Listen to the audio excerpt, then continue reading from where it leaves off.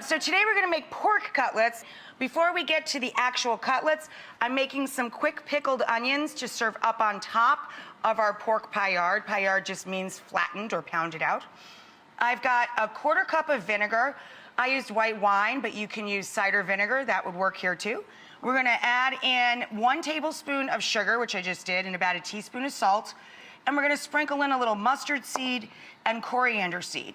Pour it down over thinly sliced red onion and let it hang out. Your pickles are done. Easy enough. I mean, who doesn't love cutlet night, right? These are crispy pork cutlets. Hello, friend. Come on down. And we're going to top them with our quick pickled onions with the mustard seed and coriander. And that's delicious.